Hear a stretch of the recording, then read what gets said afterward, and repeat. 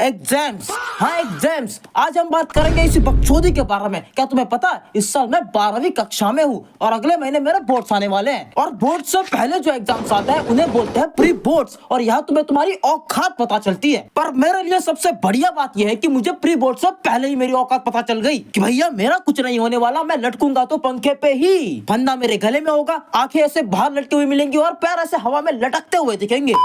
पर फिर भी एज अ स्टूडेंट ये एग्जाम हर किसी को देने पड़ते हैं, फिर चाहे तुम एक सीईओ की औलाद हो या फिर उसी कॉलेज के चपरासी की। तो क्या आओ सुनाता हूँ तुम्हें मेरे एग्जाम्स की कहानी, मेरी खुद की जुबानी। सीधी बात बताऊं तो मेरे पे कोई कंटेंट नहीं है। ससुर। तो मेरी ये दर्दनाक कहानी शुरू होती है 10 तारीख को और मेरा पहला ही पेपर था इंग्लिश का। वैसे तो इस पेपर में मेरी इतनी गांड नहीं फटी, पर फिर भी वो जो शुरुआत में पैराग्राफ आता है ना, उसमें मैं इतना कंफ्यूज हो जाता हूँ कि 3 घंटे के पेपर में मेरा पहला 1 घंटा उस बकचोदी के 4 मार्क्स के लिए निकल जाता है।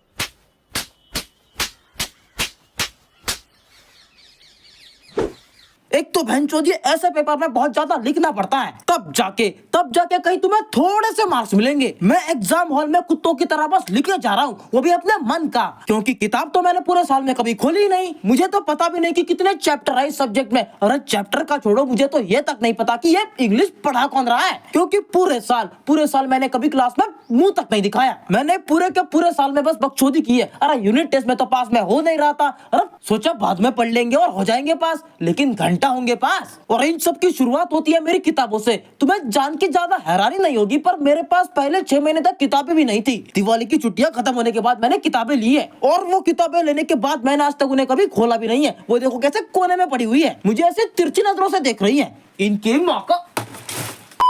अब जैसे तैसे मैंने इंग्लिश का पेपर दे दिया। अब आता है दूसरा पेपर, और मेरा दूसरा पेपर था मराठी का। हमें एक महाराष्ट्र के सबसे छोटे से गांव से बिलोंग करता हूँ। मेरे गांव का नाम पता है क्या है? ढोलकपुर। भीम मेरे चाचा का लड़का है, और हाँ चुटकी भी मेरी है, तो उसकी तरफ देखना भी मत, गांड फाड़ दूंगा तुम्हारी। हट बड़वा।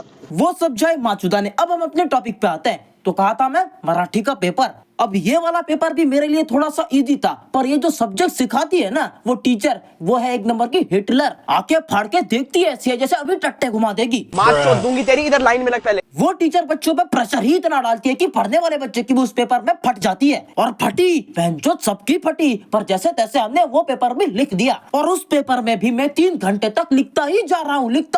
पर मुझे पता है वो हिटलर घंटा मार्क्स नहीं देगी। और वो तो असाइनमेंट इतना लिखवाती है, उसके टोटल 2 असाइनमेंट है। एक सब्जेक्ट का जो कि वो अलग से एक कोर्स पढ़ाती थी, और दूसरा असाइनमेंट हम में से किसी को घंटा नहीं पता कि भैंचोद हम ये क्या लिख रहे हैं। मैं तो पिछले 10-12 दिनों से बस असाइनमेंट ही लिख रहा हूँ। अरे अगर तुम बच्चे को इतना असाइनमेंट लिखने को दोगे तो बच्चा पढ़ाई करेगा कब? अरे हमारा ठीक है, हम तो वैसे भी किताब नहीं खोलने वाले, पर पढ़ने वाले बच्चे, अरे भैंचोद उनके लिए बुरा लगता है यार। ससुर। चलो यहाँ तो मेरे 2 पेपर खत्म हो गए। अब बारी थी थ्योरी के एग्जाम की। थ्योरी में हमें 3 सब्जेक्ट 3 पार्ट में डिवाइडेड किए हुए हैं, तो इसके 3 पेपर होते हैं। तो अगले दिन मेरा थ्योरी का पहला पेपर था। मैंने सोचा कि भैया पढ़ेंगे और कल के पेपर में कुछ तो लिखेंगे। मैं घर पे गया, और जैसे ही मैंने अपना बैग खोला तब मुझे पता चला कि मेरी थ्योरी की नोटबुक कॉलेज में रह गई। बहनचोद। अब इसके बाद मेरा खून खोल गया, पर क्या करूं, कुछ कर भी तो नहीं सकते ना। तो बहुत सारा खाना खाया और सो गया, ये सोच के कि जो होगा वो देखा जाएगा। दूसरा दिन आया और पेपर के टाइम एग्जाम हॉल में मैंने हक दिया।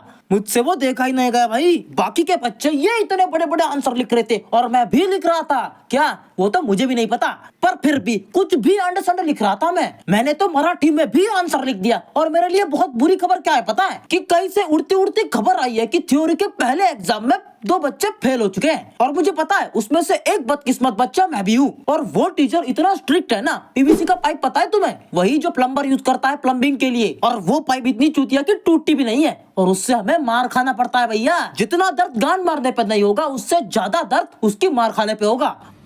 उसके बाद आता है थियोरी का पेपर 2, और इस बार मेरे पास वो सब था जिसकी एक बच्चे को पढ़ाई करने के लिए जरूरत होती है। पर फिर भी मैं हूँ, मैंने सोचा रात में एक बार सारे चैप्टर पे नजर मार लेंगे। और वैसे भी हमें कौन सा टॉप करना है, बस 35 नंबर तो लाने। और उसके बाद मैं दोपहर में सो गया, और जब मैं उठा तब शाम के 6 बज चुके थे। और उठने के बाद मैं थोड़ा टहलने निकल गया, क्योंकि देखो अगर तुम अच्छी पढ़ाई करना चाहते हो तो तुम्हारा माइंड फ्रेश रहना चाहिए। ये बहाना मार के मैं बकचोदी करने निकल गया। और जब मैं वापस आया तब मैंने देखा कि मेरी घड़ी ने अपनी औकात दिखा दी थी, क्योंकि घड़ी में बजे थे 8:30 और मेरा फिर से खाना खा के सोने का वक्त हो चुका था। तो मैं सो गया, पर सोने से पहले मैंने सुबह 4 बजे का अलार्म लगा दिया, ये सोच के कि सुबह जल्दी उठ के पढ़ूंगा। और किसी एक चूतिये ने मुझे बोल भी रखा था कि सुबह सुबह पढ़ा हुआ हमें याद रहता है। बस फिर क्या, मुझे बहाना मिल गया सोने का और मैं सो गया। मुझे पता भी नहीं कि कब सुबह 4 बजे अलार्म बजा और मैं जब उठा तो भैंचोद में कॉलेज के लिए भी लेट था। मैं जल्दी जल्दी में तैयार होकर निकल गया एग्जाम हॉल की तरफ। तो मैंने देखा कि पेपर चालू हो गया था और इन्विजिलेटर मेरे साथ बकचोदी कर रहा है कि you know the value of time, you are 20 minutes late. अरे भोसड़ी के, उसमें से 5 मिनट तेरी बकचोदी में निकल गए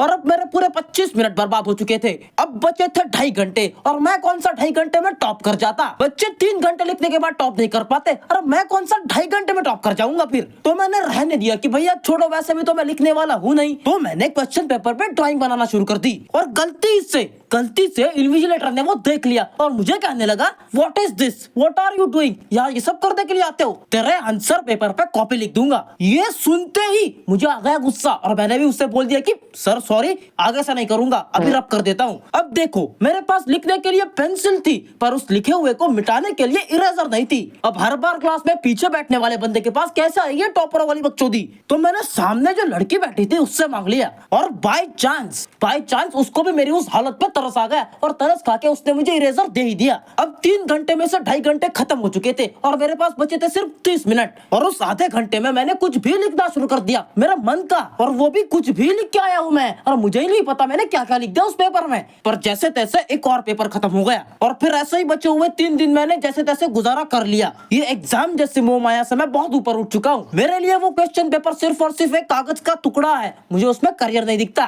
खैर भैया, अगर तुम्हें ये मेरी एग्जाम वाली बकचोदी पसंद आ गई हो तो एक लाइक करके सब्सक्राइब कर देना। इस वीडियो को बनाने में मेरी फट चुकी है, लिटरली फट चुकी है। अब बस आज के लिए बस इतना ही। लाइक कर दो, सब्सक्राइब भी कर देना और कमेंट में बताओ कि वीडियो कैसी लगी। चलो अब मिलते हैं अगली वीडियो में, तब तक के लिए बाय बाय।